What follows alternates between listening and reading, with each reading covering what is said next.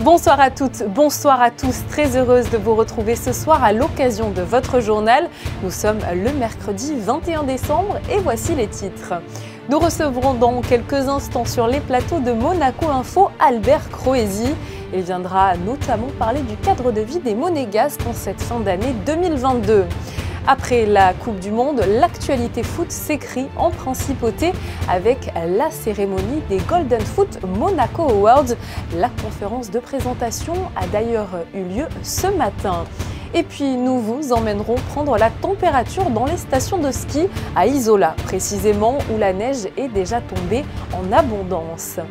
Cela n'a pas dû vous échapper, le Métropole Shopping s'est paré de ses plus belles lumières pour Noël. Nous vous dévoilerons la scénographie de ces décorations installées pour les fêtes. Et pour finir, découverte de deux ateliers de Noël, l'un écologique et l'autre, vous verrez, artistique. L'heure est donc au bilan sur bien des domaines en cette fin d'année 2022. C'est dans ce contexte que nous recevons notre premier invité. Il est administrateur délégué de Pavillon Monaco, conseiller interministériel au cadre de vie et vice-président délégué de la Fédération des sites historiques Grimaldi. Et il a également été nommé secrétaire du comité de commémoration du prince Régnier III. Il s'agit évidemment de Albert Croesi.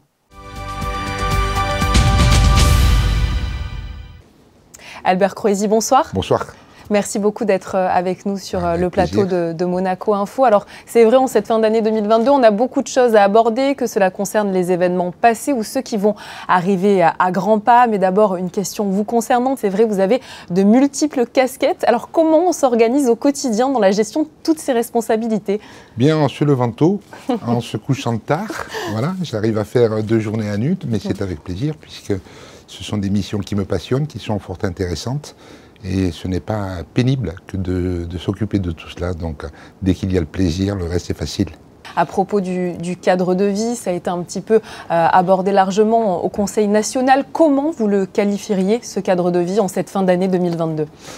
Ce que j'ai dit plusieurs fois déjà, c'est qu'il ne faut pas confondre le cadre de vie et des problèmes de mobilité. Nous avons des problèmes de mobilité, c'est certain, mais nous voyons bien que tout le monde s'en préoccupe et réfléchit aux meilleures solutions pour améliorer les choses. Il ne faut quand même pas oublier non plus que nous sommes une grande ville et non pas un petit village. C'est une grande ville qui vit beaucoup, il y a une forte économie. 45 000 ou 40 000 pendulaires qui rentrent en principauté, ça a du sens. Il ne faut pas espérer qu'on puisse circuler à Monaco avec 40 000 personnes qui viennent travailler sans avoir quelques obstacles, quelques ralentissements de temps en temps. Les travaux qui se déroulent en principauté, je pense, se sont améliorés en termes de gestion de base de vie sur la voie publique. On vérifie aussi, j'étais informé que l'avenue de Fontvieille, qui devait réouvrir plus tard, rouvre plus tôt. Donc c'est quand même aussi l'illustration que des efforts sont faits, tout le monde se mobilise pour améliorer tous les jours la situation, mais il ne faut pas espérer qu'un jour on puisse circuler comme nous le faisions à Dubaï dernièrement, sur des 6 voies qui permettent un trafic beaucoup plus fluide. Je n'ai pas tant de doléances que cela, en tout cas des usagers, des pendulaires qui viennent travailler à Monaco. Ils se réjouissent de trouver du travail en principauté. Par ailleurs, nous nous réjouissons qu'ils viennent aussi, puisqu'on a besoin de tous ces gens-là. Mais je crois qu'il y a une prise de conscience de la part de tout le monde qu'une grande ville, le prix à payer, c'est qu'il faut partir un peu plus tôt pour arriver à l'heure, et puis de temps en temps chercher 5 minutes pour trouver une place de parking. Donc, c'est pas l'idéal, mais je ne suis pas dans le catastrophisme. Il n'y a pas, c'est pas invivable. De partout où nous allons, dans des villes d'ampleur comme Nice, comme Cannes. J'étais dernièrement en Alsace pour visiter nos fiefs, on en parlera peut-être tout à l'heure. J'ai fait la queue, j'ai attendu beaucoup de temps pour sortir de Strasbourg. Il y avait des bouchons, il y avait des embouteillages. Je pense que c'est le lot de toutes les grandes villes. On n'est pas particulier là-dessus et on n'est pas pire qu'ailleurs. C'est mon point de vue. Un environnement privilégié quand même, il faut le dire, à Monaco, qui est parfois entaché. Vous avez parlé des nuisances par rapport à la route, à la circulation, et qui est peut-être aussi parfois entaché, certains le disent, par les travaux, par les nuisances sonores, mais il faut le dire, il faut le préciser, c'est vraiment nécessaire pour le développement économique de Monaco. Oui, c'est absolument indispensable. On le sait, Monaco est en quelque sorte en restructuration. depuis quelques années. Il y a eu de gros efforts aussi, mais là, les résidents en attestent. Je ne suis pas en train d'essayer de vendre autre chose que la réalité. J'ai beaucoup moins de plaintes sur les bruits de chantier, j'ai beaucoup moins de plaintes sur l'encombrement des camions sur la voie publique. De gros efforts sont faits. La DPUM fait un travail extraordinaire pour essayer d'implanter les chantiers de façon à ce qu'ils gênent le moins possible la vie quotidienne et la vie de chacun. Et sur les bruits de chantier, on vient de vivre le Grand Ida, oui, les quelques premiers mois ont été pénibles, on le sait, c'est dès lors qu'il faut creuser, faire des parkings en souterrain, ça fait du bruit. Après, pour la construction, c'est une construction classique, avec quelques bruits de chantier, absolument, mais c'est supportable. La plupart du temps, les gens travaillent quand les entreprises font du bruit. Bien sûr, vous avez les retraités, vous avez des gens à la maison, absolument, mais l'immense majorité des gens sont au travail quand le chantier fait un peu plus de bruit. Et puis, ce sont des phases incontournables. Nous n'avons pas de solution pour faire mieux en disant on ne fait pas de parking, il n'y a pas de bruit, d'accord, mais on ne fait pas de parking. Et après, il y aura d'autres problèmes qui s'enchaîneront. Je pense qu'on est dans une phase de développement, de restructuration, et on verra bien le bout du tunnel, je le pense. On referme ce chapitre sur le cadre de vie et j'aimerais que l'on parle, puisque vous êtes parmi vos nombreuses fonctions, le secrétaire du comité de commémoration du prince Régnier III. Les manifestations se préparent. Est-ce qu'on peut en évoquer d'ores et déjà quelques-unes ? Oui, on peut en évoquer quelques-unes. Il nous manque quelques dates précises pour certaines, mais il y en aura énormément tout au long de l'année. Les commémorations vont débuter le 31 mai, jour J, jour de l'anniversaire du prince Régnier III, avec une énorme fête sur le Rocher. Tout le Rocher va être animé de multiples scènes, multiples spectacles, des danseurs, des comédiens, des magiciens, des orchestres, des stands de nourriture. La population dans son intégralité va être invitée à venir passer tout l'après-midi sur le Rocher. Et ensuite, il y aura des tas d'entités comme le Yacht Club, l'Automobile Club, le Musée océanographique, la Direction des affaires culturelles, les ballets de Monte-Carlo préparent des hommages au prince Régnier III et ça va se dérouler toute l'année. Vous aurez l'annonce de ces manifestations, je pense, dans le premier trimestre de l'année prochaine, donc de l'année 2023. Et cette année 2023 va être très très festive, en effet, oui. Ça fait partie des moments forts en principauté de rappeler à quel point l'histoire et les prédécesseurs sont importants. Oui, c'est capital. Il y a un lien aussi avec Osaka, où on nous parle maintenant, il faut qu'on évoque le cadre de vie, la qualité de vie, chacun dans nos pays.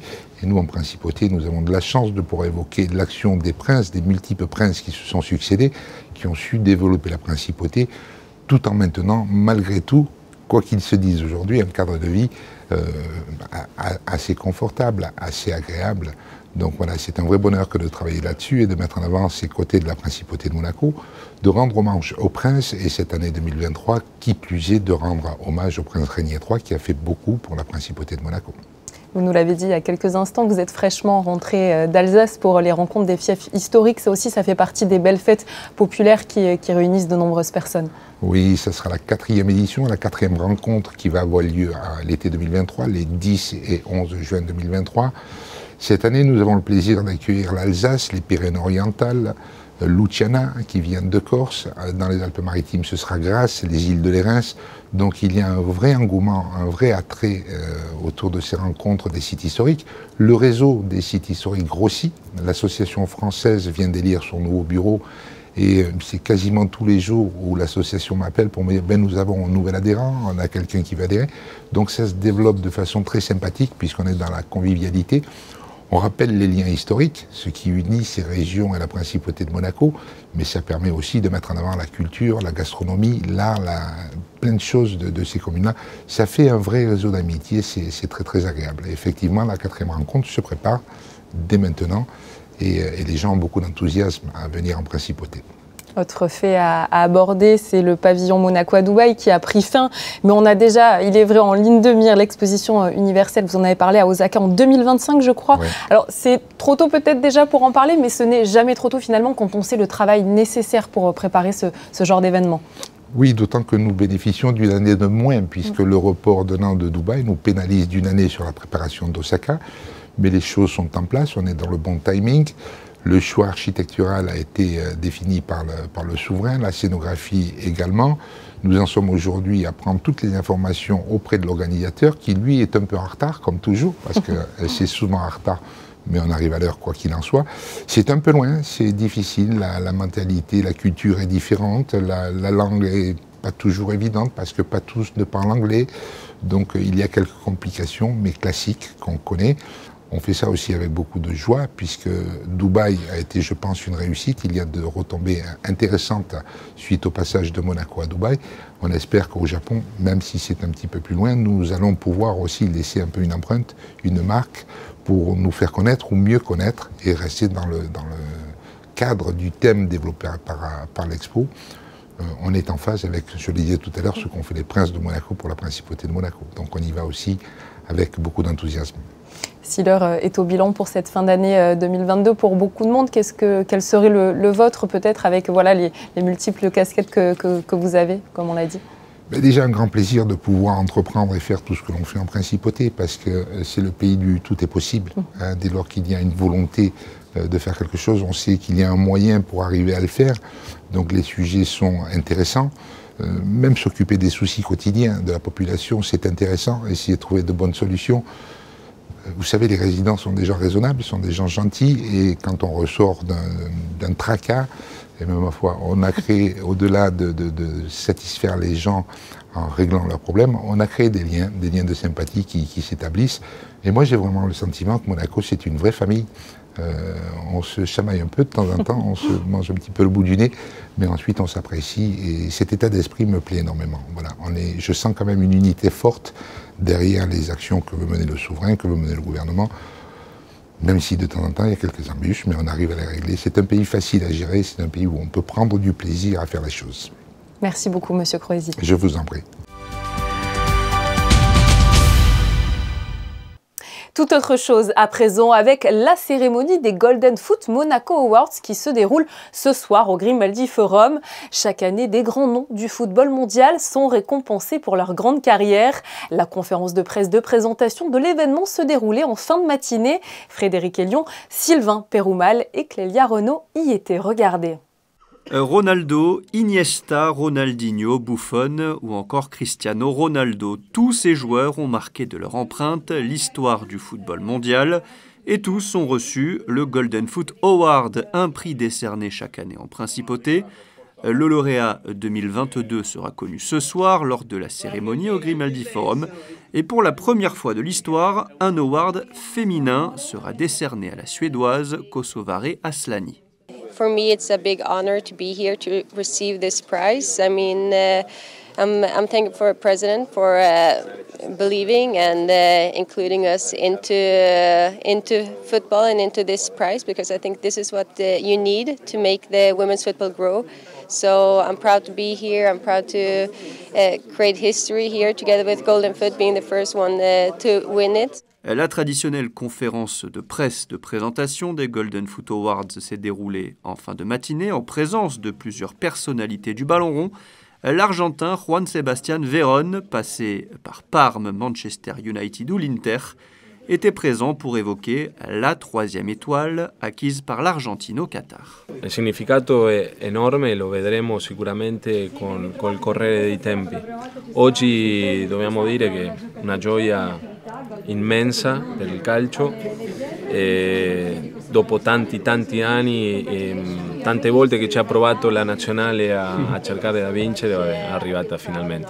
Per me non c'è paragone, sono due giocatori per me migliori della storia, ognuno al suo tempo, che ci hanno fatto sognare, ci hanno fatto gioire, che hanno portato al popolo argentino, che è un popolo che ha sofferto tanto e che soffre, almeno degli attimi di gioia, no? Che ti fa dimenticare tutti i problemi che hai a casa. Lionel Messi a remporté tous les titres et trophées possibles en tant que joueur, mais pas encore le Golden Foot Monaco Award. Pendant ces vacances de Noël, vous avez peut-être décidé de partir faire du ski. Nombreux sont séduits, c'est vrai, chaque année par les stations proches du littoral. Les pistes d'Isola ont d'ailleurs accueilli les premiers skieurs le 3 décembre dernier. Bonsoir Jean-Christophe De Sante.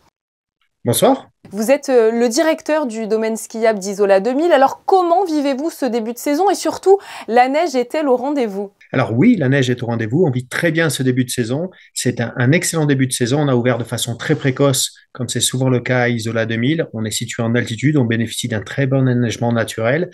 Et il y a eu plusieurs épisodes neigeux qui nous permettent aujourd'hui d'ouvrir l'intégralité du domaine skiable. Alors que certains cherchent le soleil pour les vacances, les stations de ski ont toujours la cote. C'est le rendez-vous, on peut le dire, par excellence des fêtes de fin d'année. Oui, je crois qu'il y a une très très forte attente du ski. Il y a un engouement pour le ski, un engouement pour la montagne. C'est vrai que c'est ambiancé à Isola 2000, c'est un peu ce qu'on recherche pour les fêtes de fin d'année. Donc on a déjà beaucoup de monde cette première semaine et ça va continuer. Est-ce que vous le constatez peut-être au niveau de la fréquentation pour les semaines à venir ? Oui, la fréquentation est au-dessus des standards et on voit que la semaine à venir, c'est quasiment plein. Alors, il reste encore quelques places, mais c'est vrai que le taux de réservation est très haut. Et d'ailleurs, ça s'annonce aussi très bien pour les vacances scolaires de février. Alors, qui est votre clientèle d'ailleurs? Principalement des personnes de la région ou la station attire-t-elle aussi d'autres nationalités? Oui, on a une clientèle, bien sûr, des locaux, de la région, mais au-delà de ça, on a aussi une clientèle internationale qui fréquente beaucoup Isola 2000, et on a aussi une clientèle de jeunes aussi qui viennent pour profiter de nos installations, nos infrastructures, la communauté un peu snowboard, nouvelle glisse, etc., parce qu'on a un halfpipe et un snowpark vraiment fabuleux à Isola 2000. Cette proximité, on en a parlé il y a quelques instants avec le littoral, c'est un vrai atout pour Isola 2000.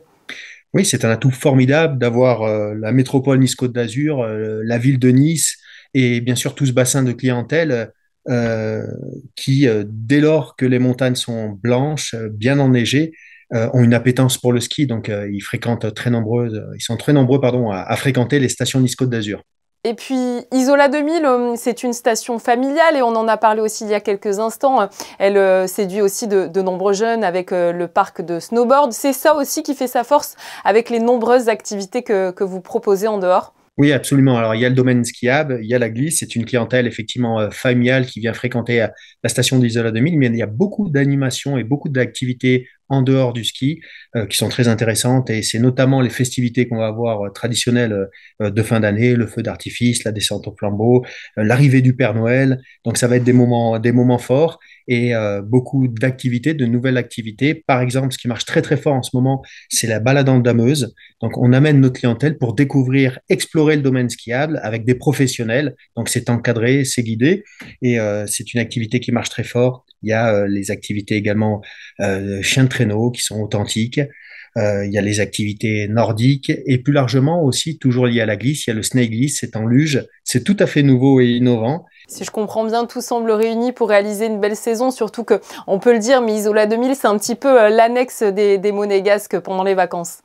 Oui, alors il y a beaucoup de Monégasques qui fréquentent Isola 2000 et vraiment on est ravis de les accueillir et ils sont très nombreux, c'est vrai, à fréquenter la station et je pense qu'ils y trouvent leur compte parce que au niveau de la qualité d'accueil, la qualité du domaine skiable et les animations, toutes les activités nombreuses, il y a vraiment de quoi passer de très bonnes vacances, c'est un très bon séjour à Isola 2000.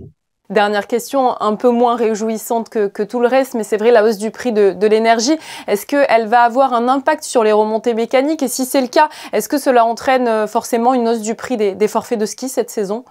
Alors, à Isola 2000, on avait déjà de bonnes pratiques, des pratiques éco-responsables notamment, avec l'éco-conduite de nos téléportés, c'est-à-dire qu'en fait, en fonction de l'affluence, on adapte la vitesse de nos téléportés, ça n'est pas perceptible pour la clientèle, donc c'est des mesures qui n'impactent pas du tout le service client.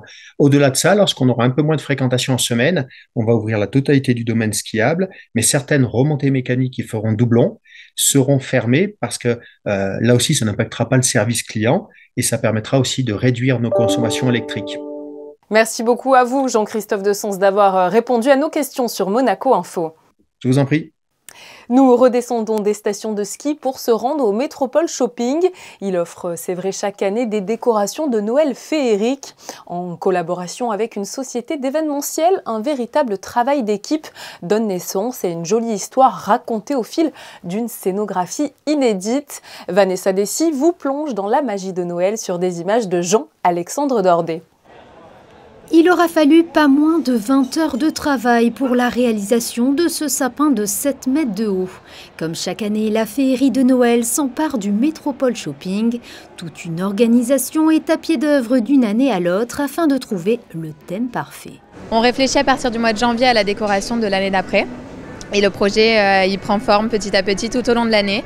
Nous partons d'une idée bien précise. Cette année, nous sommes partis sur le thème de la gourmandise. Et on arrive au mois de décembre et le projet prend forme. Noël, ça rappelle la gourmandise, ça fait rêver. C'est pour les enfants. Et voilà 2 ans que le Métropole Shopping travaille avec une société spécialisée dans la décoration d'événements. Cette édition 2022 a pour thématique la gourmandise. C'est de nombreuses discussions avec plein de monde tout autour d'une table, de qu'est-ce que représente Noël, qu'est-ce que ça nous inspire, qu'est-ce que ça nous donne envie. Et c'est comme ça qu'on essaie de construire toute une histoire et de raconter une histoire à l'intérieur du Métropole Shopping. On va regarder tout ce qui se passe dans le monde, qu'est-ce qui ressort le plus de Noël pour essayer d'être le plus en adéquation avec ce thème en fonction de l'endroit où on se trouve. L'idée était vraiment de recréer une fabrique à bonbons et de donner tout cet aspect gourmand et l'envie, comme il a pu le dire avant, de croquer Noël, avec le calendrier de l'Avent qu'on peut voir juste en dessous aussi, pour mettre en attente avant Noël et vraiment donner cet aspect de gourmandise à Noël. Ouais, c'est de grands enfants, en fait, il y a cette sensation de retourner au petit, qu'est-ce qu'on attendait à Noël, un bonbon, une sucrerie, un cadeau, donc c'est de retranscrire par du volume un Noël. Voilà, un Noël gourmand, un Noël plus sentimental. Un papier cadeau colorié par le prince héréditaire Jacques et la princesse Gabriella est en vente au Métropole Shopping. Tous les fonds récoltés seront reversés à une association qui sera choisie par son Altesse Sérénissime, la princesse Charlène. L'édition 2022 du bain de Noël aura bien lieu ce samedi 24 décembre à 9h30 sur la plage du Larvoto. Vous avez de la chance, cela s'annonce ensoleillé pour cette matinée sportive, conviviale et caritative. En effet, cette année, vos participations, 10 € par ticket lors de la tombola organisée juste après le grand bain de Noël, seront reversées à l'association Dites-nous. Il s'agit d'une association monégasque créée par des lycéens ayant pour but de venir en aide aux personnes âgées dans des tâches du quotidien. Fabriquer ses propres décorations de Noël, une tendance qui séduit de plus en plus de monde. En principauté, de nombreux ateliers de création sont proposés par des associations et des commerces, par la mairie aussi, à travers ce rendez-vous au parc Princesse Antoinette. Mais celui-ci avait une spécificité, fabriquer des décorations de Noël, oui, mais avec des matériaux recyclés. Sandrine Nègre et Lionel Bernardi se sont rendus sur place. Le rouge est depuis longtemps associé à la période de Noël et plus récemment le vert s'est invité aussi, couleur symbole de l'écologie, de la protection de l'environnement et donc du recyclage. Rien ne se perd, tout se transforme, disait Lavoisier, un principe qui s'applique bel et bien à cet atelier. Le principe de base de ces ateliers écoludiques mis en place par la mairie de Monaco est la récupération d'objets à la maison, notamment donc, en fonction des saisons et des ateliers mis en place, la récupération des objets par les enfants pour en faire des œuvres d'art lors de nos ateliers manuels. Et là, aujourd'hui, en l'occurrence, il s'agissait de faire une boule de neige recyclée à partir de pots en verre trouvés à la maison ou chez les grands-parents, avec leur couvercle, donc pots de sauce tomate, pots de yaourt, pots de compote. Au cœur de la salle à fabrique, dans le poumon vert de la Principauté, le parc Princesse Antoinette, 3 créneaux horaires ont été proposés pour accueillir gratuitement les enfants de 6 à 10 ans, des enfants ravis. Qu'est-ce que tu as utilisé, toi, pour ta boule aujourd'hui ? Un pot en verre, des branches de sapin et des petits flocons et étoiles en bois. Qu'est-ce qui te plaît quand tu viens ici ? C'est de fabriquer des choses avec des objets de la maison. Un atelier qui répond donc à l'un des objectifs de la mairie, celui de s'engager en faveur de l'environnement tout en sensibilisant les jeunes générations. Et nous passons d'un atelier à un autre. Parlons à présent de cet événement hors du commun qui s'est tenu à la Galerie Junk. Je ne vous en dis pas plus pour vous laisser découvrir ce Make Your Hand Bonbon aux côtés de Christine Datomel et de Hugo Comassa. Vous les avez probablement adorés, enfants et même plus grands. Qui n'a pas rêvé un jour de créer ses propres bonbons? Avis donc aux amateurs de gourmandise et surtout aux férus d'art. La Galerie Junk vous propose un atelier créatif pour vous révéler les secrets de la création de ces bonbons colorés qui ont fait le succès de l'artiste de renom Laurence Jenkel en Principauté. Chacun va avoir 2 plaques de plexiglas pour confectionner soi-même son bonbon collector de 10 cm. Et ce bonbon, donc je vais bien sûr les aider à chaque étape de la fabrication, de la création, parce qu'en fait c'est avec du plexiglas recyclé. C'est un plexiglas qui est transparent et sur lequel je fais demander aux personnes de bien vouloir faire leur décor. Donc ça suppose de penser avant le décor, puisque le résultat final dépendra bien sûr de ce qu'on aura imaginé, puisque c'est comme si c'était un miroir, c'est-à-dire qu'ils vont peindre sur la face avant, mais il faut quand même regarder un peu l'arrière de la plaque pour imaginer ce que va devenir cette plaque. La plaque, bien sûr, n'est pas encore un bonbon. Donc, il faut aussi imaginer que le bonbon va être twisté. Donc, il y a des éléments du décor qui vont disparaître forcément dans la torsion. Une fois que c'est sec, on retourne pour passer les différentes couleurs. Voilà le process. D'autres étapes, comme celle de la cuisson, viendront s'ajouter bien sûr à cette expérience unique, à la rencontre de l'artiste qui vous accompagnera à chaque étape de la création de votre œuvre. Vous repartirez donc avec 2 sculptures bonbons en plexiglas de 10 cm chacune et qui seront signées par l'artiste en personne, ainsi qu'avec un certificat d'authenticité. Il faudra débourser la somme de 650 € pour participer à l'un de ces ateliers. Un beau cadeau de Noël à mettre au pied du sapin si vous êtes encore à la recherche d'un cadeau unique et insolite. À l'approche des fêtes de fin d'année, CBM Monaco a décidé de lancer une opération de récolte de dons pour soutenir l'association monégasque Les Enfants de Francky. En faisant appel à la générosité en interne comme en externe, l'institution bancaire historique de la Principauté a ainsi récolté près de 30 000 €. Ces dons contribueront notamment à l'organisation annuelle du traditionnel Noël de Francky et aux autres projets de l'association. Et puis, j'ai le plaisir de vous annoncer une belle programmation sur Monaco Info. Ce jeudi 22 décembre sera diffusé le film Little Boy.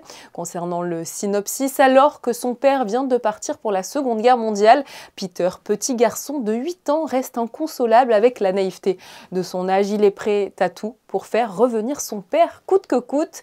Un film émouvant à ne pas rater, d'autant que juste après sera diffusée l'émission Le Débat en partenariat avec le diocèse de Monaco. Fabien Bonilla et l'abbé Christian Venard débattront avec leurs invités de l'enfance et de la foi. Un tour du côté de la météo pour ce jeudi 22 décembre à 2 petits jours de Noël. Est-ce que le temps va s'améliorer? Frédéric, bonsoir à vous. Bonsoir Julia, et oui, après un mercredi maussade, le soleil fera son retour jeudi. Quelques nuages sont attendus le matin, puis le ciel sera bien dégagé l'après-midi. Les températures seront comprises entre 9 et 14 degrés. Jeudi 22 décembre, nous fêterons Sainte Françoise Xavier. Chaque soir en cette période de fin d'année, nous demandons à une personnalité monégasque quel a été l'événement le plus marquant pour elle. Ce soir, c'est Céline Caron d'Agioni et la ministre n'a pas un moment important, mais bien 2, liés au département dont elle a la tutelle. L'actualité du département est tellement riche que c'est difficile d'en trouver un. Le premier sera l'intervention, en fait, mes interventions, mes déplacements sur les COP, comme celle-ci aujourd'hui. Pourquoi? Parce qu'elle représente en fait la voix de Monaco à l'étranger et par là même la voix de la politique du souverain. Donc c'est des moments qui sont très forts, politiquement, émotionnellement et en termes d'engagement. Et le second, c'est un petit peu du même acabit, c'est la soutenance des budgets que nous proposons au vote du Conseil national, les débats toujours riches qui interviennent à cette occasion-là et qui nous permettent à travers ces débats de construire les moyens pour lesquels le gouvernement et en tout cas mes équipes pourront travailler à mettre en œuvre ces politiques fortes sur notre territoire. Et je vous laisse comme chaque soir en images avec des clichés de notre photographe Stéphane Dana. Il nous propose cette fois-ci une rétro de l'année par le prisme de l'automobile. De mon côté, je vous dis à très bientôt sur Monaco Info. Je vous souhaite surtout de passer de très belles fêtes de fin d'année et j'espère que l'année 2023 sera à la hauteur de toutes vos espérances. Bonne soirée à vous sur Monaco Info.